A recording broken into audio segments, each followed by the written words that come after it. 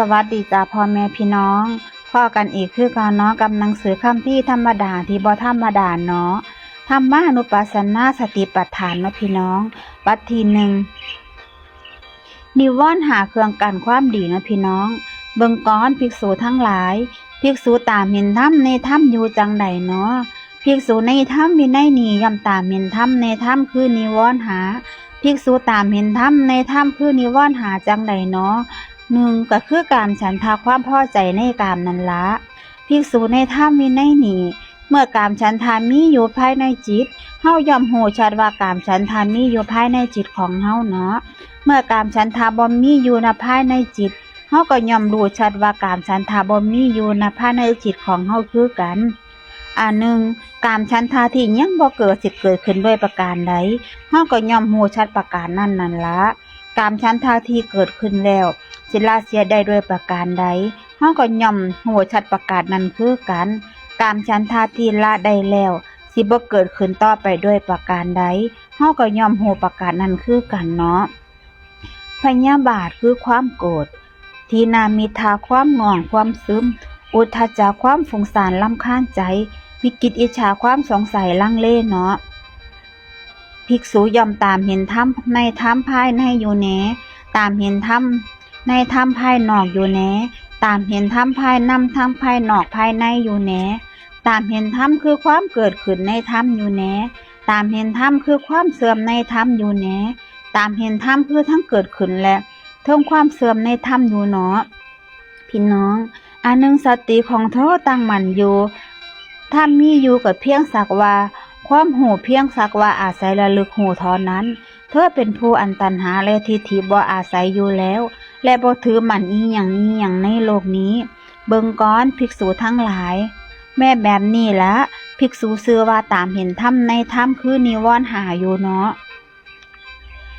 คำว่าธรรมานุปัสสนาสติปัฏฐานคือการตั้งสติกำหนดพิจารณาธรรมให้รู้เห็นตามความเป็นจริงว่าเป็นแต่เพียงธรรมบ่แม่นสัตว์บุคคลตัวตนเฮาเขาคำว่านิวรณ์หาก็หมายถึงสิ่งที่กั้นจิตบ่ให้ก้าวหน้าในคุณธรรมธรรมที่กั้นจิตบ่ให้บรรลุคุณความดีนั่นละอกุศลธรรมที่เฮ็ดให้จิตใจเฮาเศร้าหมองและให้ปัญญาเฮาอ่อนกำลังลงและเป็นเครื่องกั้นความดีไว้บ่ให้เข้าถึงจิตเป็นอุปสรรคสำคัญที่ทำให้ผู้ปฏิบัติบรรลุธรรมบ่ได้หรือว่าเฮ็ดให้เลิกลมความตั้งใจปฏิบัติไปนั่นละกามฉันทะก็คือความพอใจติดใจหลงไหลใฝ่ฝันในกามโลกีทั้งหลายคือจังคนหลับอยู่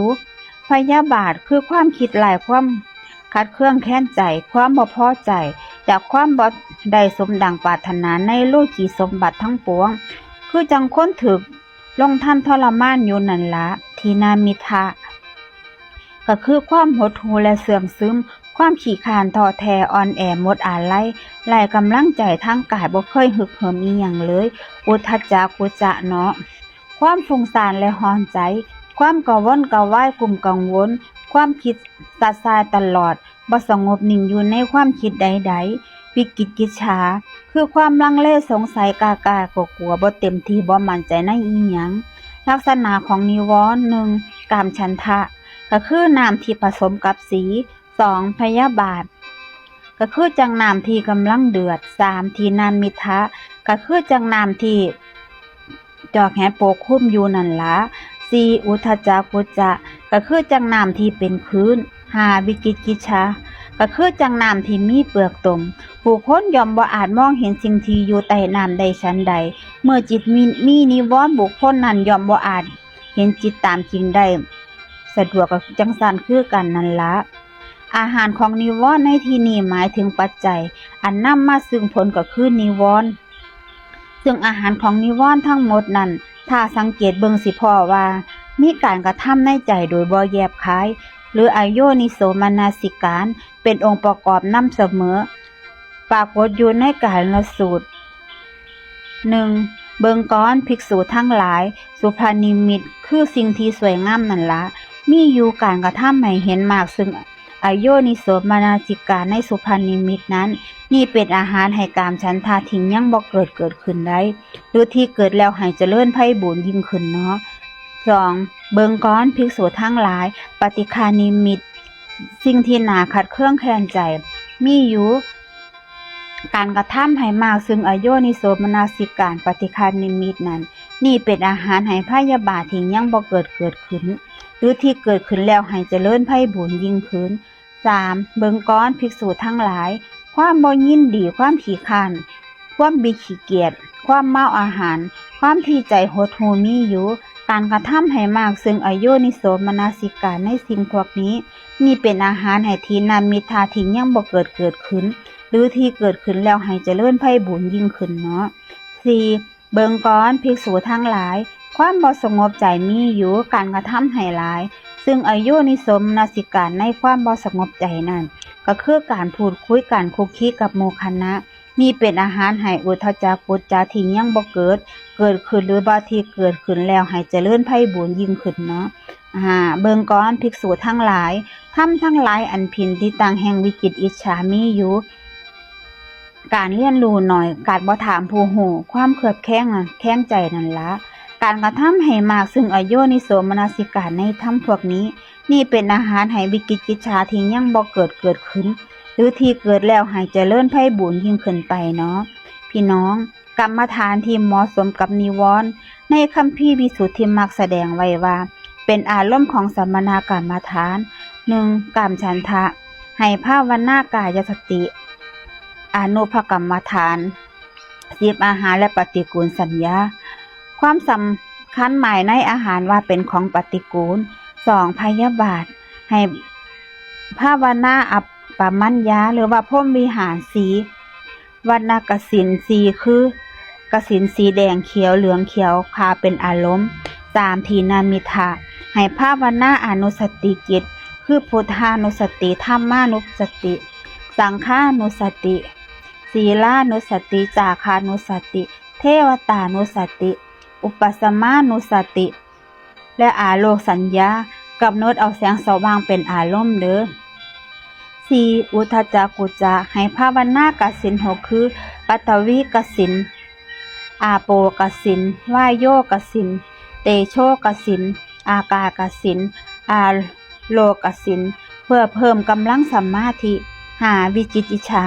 ให้ภาวนาจตุธาตุมนธาตุพิจารณาธาตุ4อานาปาสติมรณานุสติเพื่อละความสงสัยเด้อสำหรับคนทั่วไปใส่ศีลหาควบคุมนิวรณ์เด้อพยาบาทให้ควบคุมโดยการบ่ฆ่าสัตว์เด้ออุทธัจจกุจจะควบคุมโดยการบ่ลักขโมยบ่โกงกามฉันทะให้ควบคุมโดยการบ่ประพฤติผิดในกามวิจิตรอิจฉาให้ควบคุมโดยการบ่เบาเท็จบ่โกหกทีนามิทาให้ควบคุมโดยการบ่เสพสิ่งเสพติดมึนเมาสำหรับผู้ฝึกสมถกรรมฐานมีองค์ฌานที่เป็นปฏิปักษ์ต่อนิวรณ์ 1. วิตกความตึก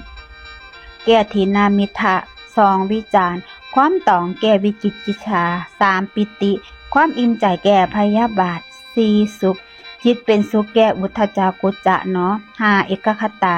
จิตตั้งมั่นในอารมณ์เดียวแก้กามฉันทะเมื่อจิตเป็นอัปปนาสมาธิจนเกิดองค์ฌานทั้งห้าย่อมทำลายนิวรณ์ลงได้ชั่วคราวคือในขณะอยู่ในฌานและนอกฌานเมื่อยังทรงอารมณ์ฌานไว้ได้อยู่ญาณยังบ่เสื่อมสำหรับผู้ที่เจริญวิปัสสนาใส่พละหาที่เป็นปฏิปักษ์ต่อนิวรณ์ 1. ศรัทธาแก้วิจิตรอิจฉา 2. วิริยะแก้ทีนามิทะ 3. สติแก้พยาบาท 4. สมาธิแก้อุทธัจจกุจจะ 5. ปัญญาแก้กามฉันทะคำว่าตามเห็นธรรมในธรรมทั้งภายในภายนอกอยู่แน่หมายถึงพิจารณาเห็นขันธ์หาของเจ้าของและของผู้อื่นนั่นละ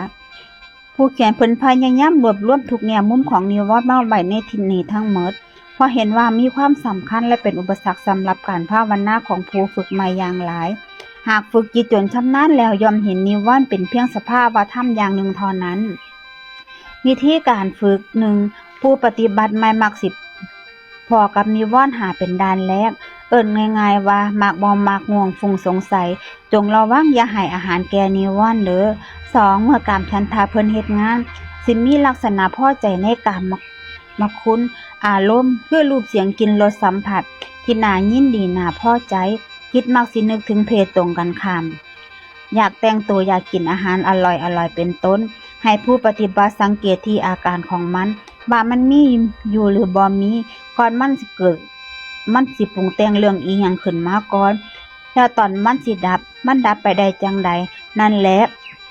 ผู้ปฏิบัติจึงสิเห็นวิธีการว่าเฮ็ดจังไดมันจังสิบ่เกิดอีกนิวรณ์ข้ออื่นๆก็ใช้วิธีการเดียวกันนี่ล่ะ3อาการของพยาบาทก็คือโกรธคิดนึกถึงแต่รูปเสียงกลิ่นรสสัมผัสที่บ่น่ายินดีบ่น่าพอใจจิตใจคุณมัวก็ใช้วิธีการสังเกตคือจังที่เว้ามาแล้วนั่นล่ะ4อาการของทินามิทะคืออาการของจิตขี้คร้านบ่อยากนั่งสมาธิอย่างจงกรมหรือว่ารู้สึกโตหาวจนปากแทบสิสีกง่วงซึมอยู่แบบนั้น5อาการของอุทธัจจะกุจฉะเป็นอาการที่โมหะและโทสะมานำกันจึงมีทั้งความฟุ้งซ่านและความรำคาญใจเนาะ6อาการของวิจิกิจฉา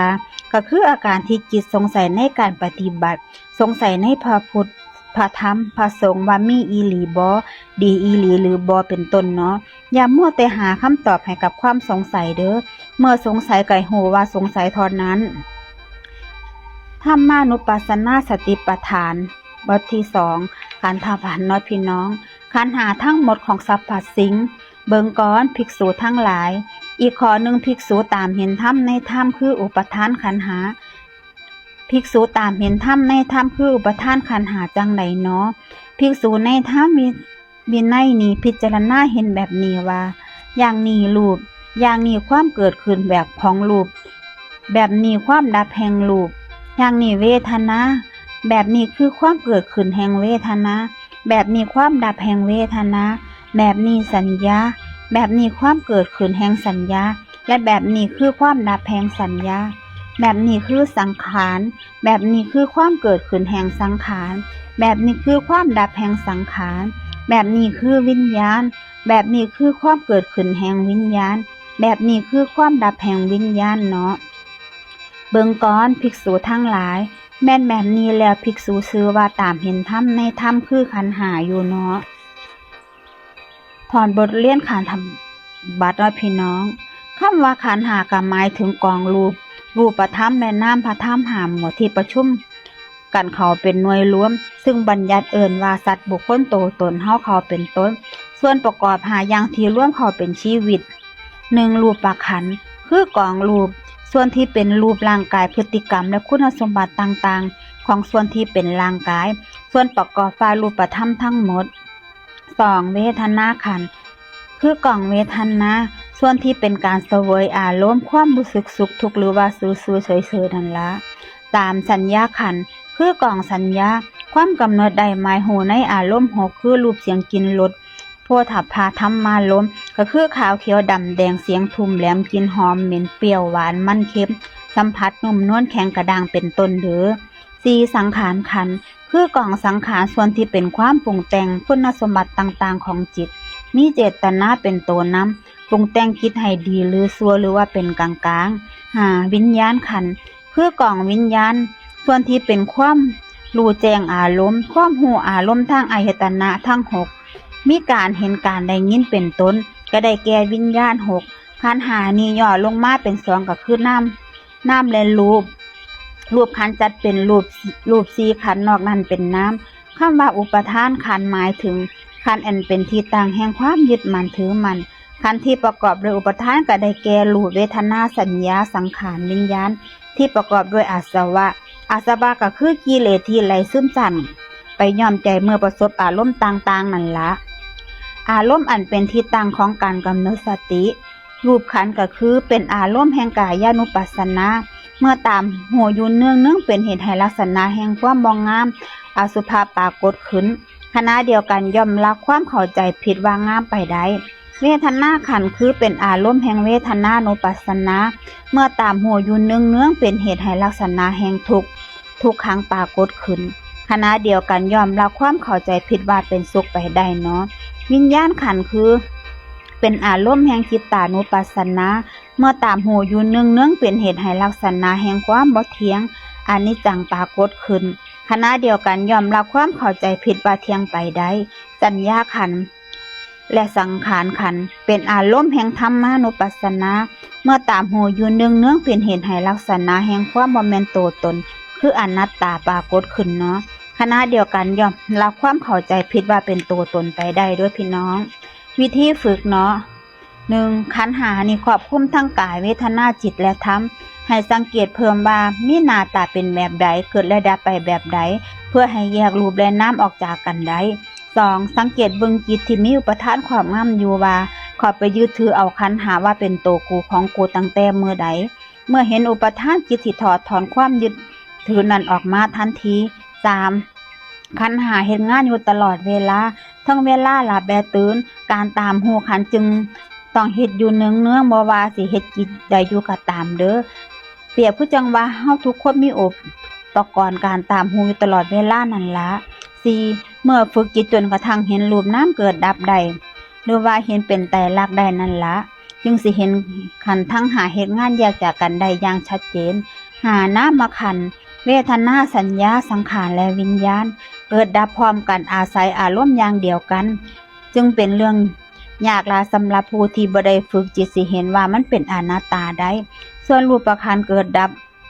สากว่านามขันธ์เพราะฉะนั้นการเห็นรูปกับนามอยู่คนละส่วนกันจึงเป็นเรื่องง่ายกว่าเนาะและที่สำคัญคือต้องฝึกสติสัมปชัญญะจนมีกำลังมากพอนั่นแหละจึงสิเห็นว่าขันธ์ห้านี้เป็นไตรลักษณ์คืออนิจจังทุกขังอนัตตาใดเนาะขอกราบขอบพระคุณและอนุโมทนาบุญกับทุกท่านที่รับฟังจนจบคลิปเนาะพอกันไหมในคลิปหน้าเนาะพี่น้อง